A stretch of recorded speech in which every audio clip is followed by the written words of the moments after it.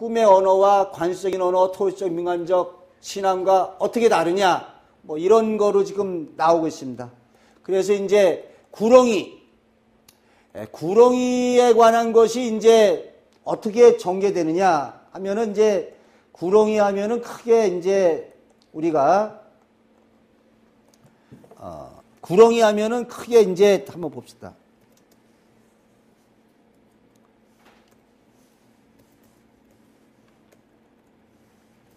자, 구렁이 하면은 어떤 의미를 지니죠? 구렁이의 상징을 갖다가 보게 되면은 참 다양합니다. 구렁이 하면은 이게 이제 그 사람의 상징, 재물의 상징, 뭐 여러 가지로 쓰여요. 사람, 재물의 상징 크게, 또는 뭐 사건, 사고도 가능합니다. 구렁이에게 물리는 꿈을 꾸고 사고 났다도 가능한데, 예를 들어서 이렇게 처녀의 몸에 구렁이가 감겼다.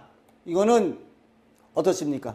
처녀의 몸에 구렁이가 감기는 꿈은 상징적인 꿈으로 구렁이로 상징된 남자가 접근하는 걸 뜻하고 있어요. 또 어떻습니까? 가임 여건에서는 태몽으로 표현되기도 해요.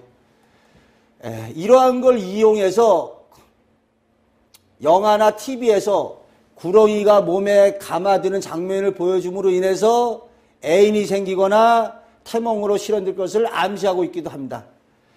또 이런 아까 꿈의 상징은 동서양을 막론한다고 그랬는데, 이 서양에서 그 성추행 동영상,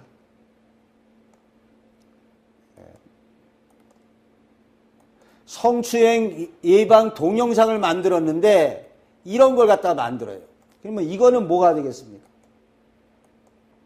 성추행 예방 동영상에서 보기만 해도 끔찍한 구렁이가 여자아이를 휘감는다.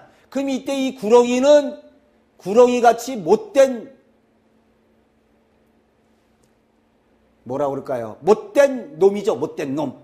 성폭행하는 그러한 못된 놈을 갖다가 이렇게 상징을 하는 거죠. 그래서 또 이 구렁이가 이런 걸 해서, 또 근데 이 구렁이가 어릴 때 이런 걸 해가지고 이제, 자, 한번 읽어볼까요?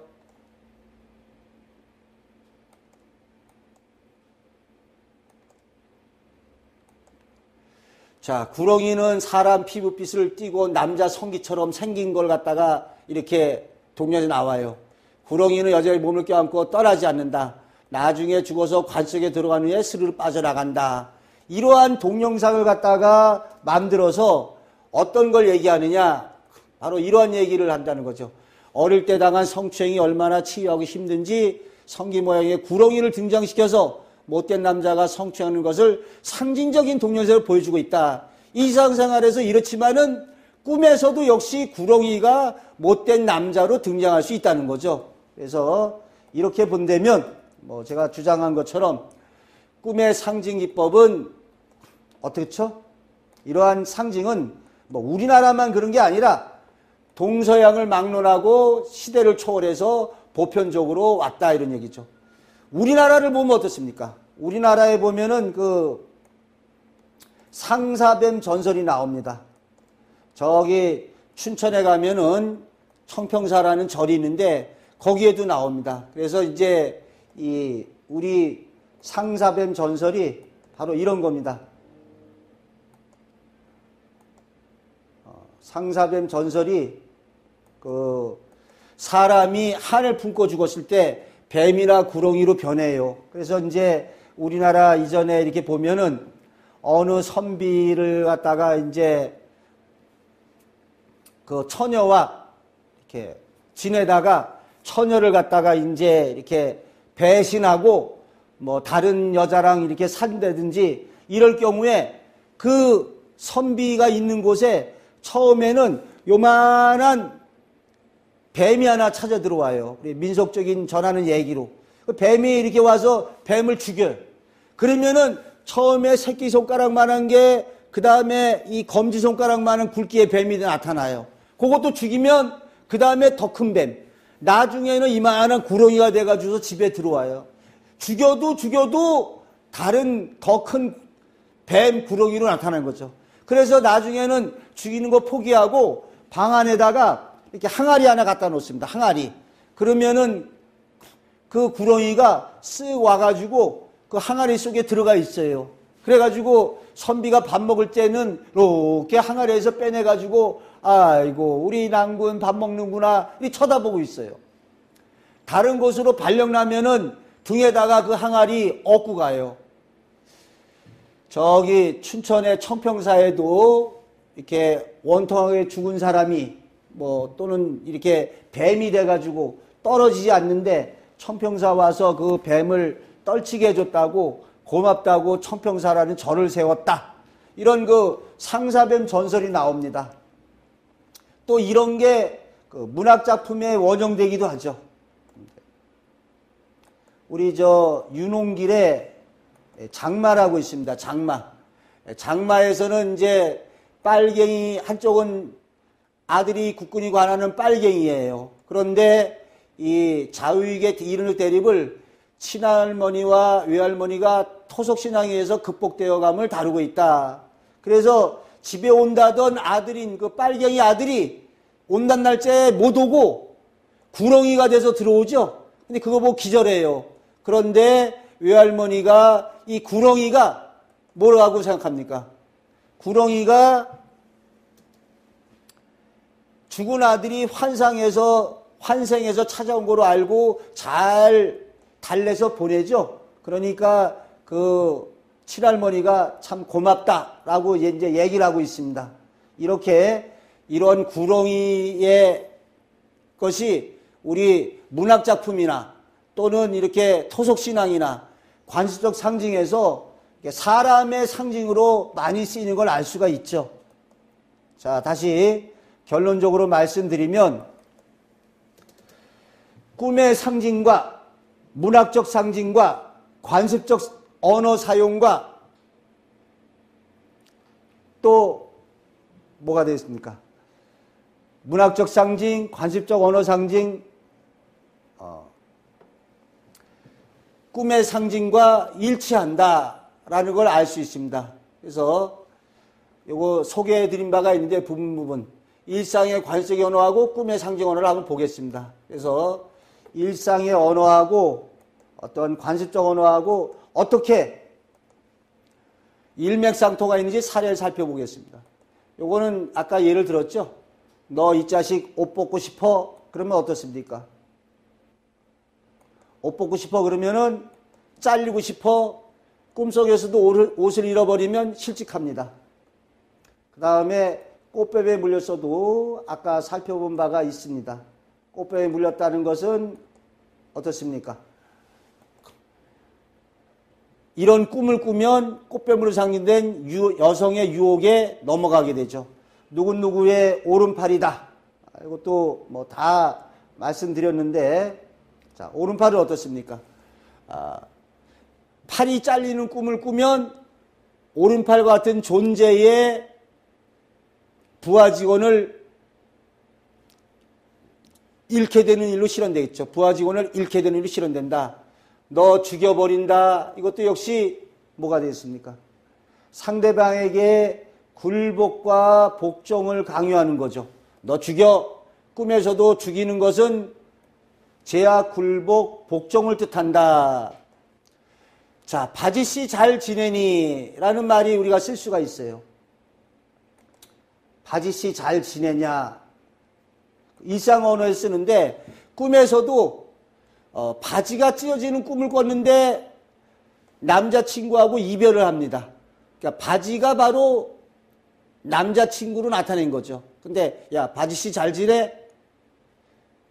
바지가 찢어지면 바지로 상된 남자친구에게 병고가 일어난다. 우리 보통 고무신 거꾸로 신다라고 그러죠. 야, 고무신 거꾸로 신지 마. 그런데 뭐 신발이 바로 의지하는 사람이 되니까 이 고무신 거꾸로 신다가 의지하는 사람이 자신과 결별된다. 또 여기 강아지도 얘기했는데 에고 우리 강아지 하면 어찌 됩니까? 아, 우리 강아지 아이고 이 귀여운 놈, 자기 자식을 갖다가 귀엽게 얘기할 때 꿈속에서도 강아지가 자식의 상징으로 등장되기도 하죠. 자, 이것도 설명드린 바 있는데, 호박이 넝쿨째 굴러 들어왔다. 역시 호박 꿈을 꾸면은 호박이 일상 관습 언어에서 야, 복 터졌어. 호박이 넝쿨째 굴러 들어왔어. 그럼 너 복 터졌다. 근데 이러한 것이 꿈에서도 호박이 열린 꿈을 꾸면 재물이 생기죠. 재물이 생깁니다. 재물이. 호박 사례를 하나 말씀드리면, 어떤 분이 이제 호박이 이렇게 열려있는 꿈을 꿔요. 근데 꿈꾼 현실에 따라 달리 실현되죠. 이분이 일을 하다가 그만 다쳐가지고 산재 보상을 받았답니다. 산재 보상을 받았는데 어느 날 이런 꿈을 꾸는 거예요. 근데 꿈꾸고 그 다음 날인가 전화가 띠리릭 오더랍니다. 받아보니까 어떻게 알았는지 당신이 받은 산재 보상금은 너무 적게 받았다. 내가 더 받게 해줄 테니까 받은 금액의 30%를 갖다가 자기한테 달라고 그러더래요. 그러니까 내가 산재 보상금을 더 받게 해줄 테니까 30%를 달라. 그러니까 이 사람은 그래도 70%가 자기한테 준다니까 좋습니다. 그러니까 이 브로커라는 사람이 가운데 어찌 들어가가지고 최초에 받은 보상금보다 1, 2천만 원인가 얼마인가를 더 받았어요. 그래가지고 30% 주고 자기가 더 그래도 많이 70%를 갖게 됐으니까 요게 꿈꾸고 일어난 거죠. 처한 상황에 따라 달리 실현되죠. 만약에 이 방송을 보는 분에게 오늘 밤에 호박이 열린 꿈을 꾸면 처한 상황에 따라 재물이 들어온 일로 실현될 수 있습니다. 로또 같은 거 사보시는 것도 좋고요. 꿈의 상징과 관습적 언어 상징이 일치합니다. 요것도 소개해드린 바가 있는데요. 자식들 밥벌이 잘했느냐, 주식하는 사람들에게 매수 종목에서 많은 수익을 거뒀느냐, 즉 자식이라는 게 실제 자식이 아니라 증권이나 주식이나 아끼는 승용차라든지 이렇게 애착을 가진 대상의 상징으로 쓰입니다. 그러니까 일상 언어에서도 관습 언어에서도 이런 표현을 쓴다. 자, 결론적으로 꿈의 상징 언어와 관습적 언어가 같다. 또 문학적인 룰은 어떻습니까? 문학적인 거하고 상징 언어도 아까 같다고 말씀드렸죠. 예를 들어서 바람하면은 문학적으로도 안 좋다면은 꿈속에서도 바람하면 안 좋습니다. 어떤 사람이 그 바람이 거세게 몰려치는 걸 갖다가 간신히 있었는데 오토바이 사고로 오토바이가 다 부서진 사례가 있습니다. 그러니까 이러한 문학적 상징과 실제 꿈하고도 역시 마찬가지죠. 그래서 이제 해야수사라는 아까 얘기했고 우리가 문학적으로 한번 다시 보겠습니다. 풀하면은 뭐가 됩니까? 우리 풀하면은 문학적으로 풀하면은 민초라고 그러죠. 민초. 풀을 갖다가 이제 민초다. 그래서 여기 음해의 이연풀을 다 사라 내어 사라. 그늘진 언덕의 시드풀을 다 살려내라. 그러니까 여기 우리 지금 보면은 이렇게 될 수 있습니다.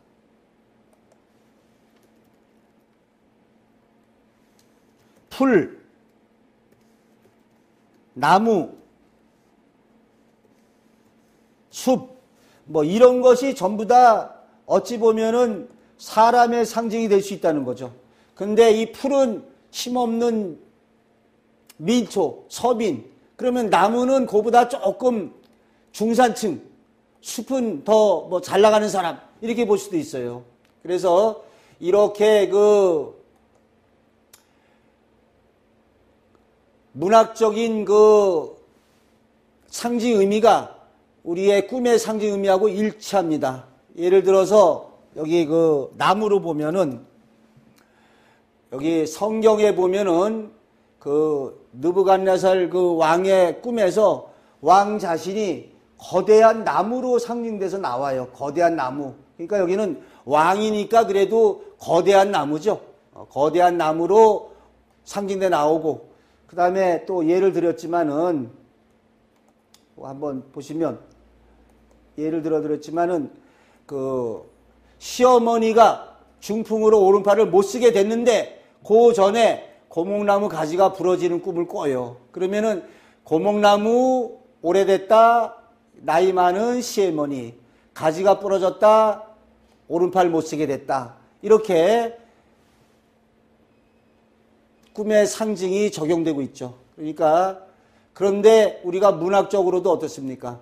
고목나무에 꽃이 피니, 이렇게 사주 뭐 이렇게 토종비결에 보면은 고목나무에 꽃이 피니 이런 얘기 많이 나오죠. 그래서 이러한 문학적 상징에서도 풀이나 나무가 사람의 상징이라면 꿈의 상징에서도 풀이나 나무가 사람의 상징으로 사용되고 있다. 자, 다시 말씀드리지만 꿈의 상징이나 문학적 상징이나 우리의 관습적 상징이나 민속적 상징이나 일맥상통한 바가 있다. 따라서 꿈의 몽을 누가 제일 잘할 수 있느냐? 문학적 상상력이 뛰어난 사람, 상징의 이해를 잘 이해할 수 있는 사람, 또 꿈꾸고 일어난 실증 사례를 가장 많이 알고 있는 사람이 좀 꿈의 몽을 잘할 수 있겠죠. 또 자기 자신이 가장 잘 해먹을 수 있죠. 꿈의 상징 의미를 이렇게 이해를 한다면. 자, 다음에 또 배경적인 얘기 뭐 계속 얘기 나오는데요. 이거 한번 보겠습니다.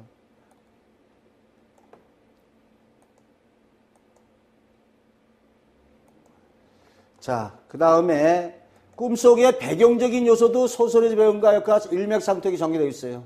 현진건의 소설의 운수 좋은 날에서는 어떻습니까? 그 맨 앞에 이러한 암울한 배경이 나오죠. 새침하게 흐린 품이 올 듯하더니 진눈개비가 내렸다. 그러니까는 아내의 비극적인 죽음이 왔다. 이런 얘기죠. 그러면 마찬가지입니다. 태몽 꿈에서 맑은 날씨에 좋은 배경의 태몽 꿈이었다면 장차 태어날 아이의 일생길이 평온해요. 그런데 태몽 표상에서 비바람 불고 암울한 날씨의 배경의 태몽이라면 아이의 장차의 생활이 어렵다는 걸 보여주죠. 그러니까 꿈의 배경적인 거나 소설의 배경이나 일치하고 있습니다. 아주 뭐 중요한 얘기는 아니지만요. 꿈의 상징에 있어서 관습적인 상징이 아닌 개인적인 여건이나 상황에 대한 상징물로 전개될 수가 있습니다. 그래서 예를 들게 되면은 물속에 물고기만 보면, 꿈에서 물고기만 보면은 현실에서 돈이 생긴답니다. 이 사람한테는 문학적으로 개성적 상징이라고 있는데, 이 사람한테는 물고기 하면은 현실에서 돈이 생겨드는 일로 이루어지죠.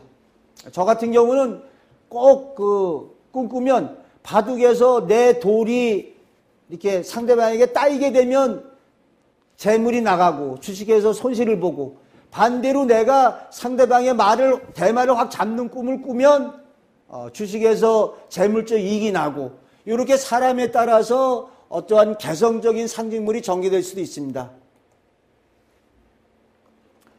자, 그러면은 다음 시간에 꿈의 다양한 상징 기법에 대해서 좀 상당히 이렇게 많이 있는데요. 여기에 대해서 이제 살펴보도록 하겠습니다. 자, 마치겠습니다.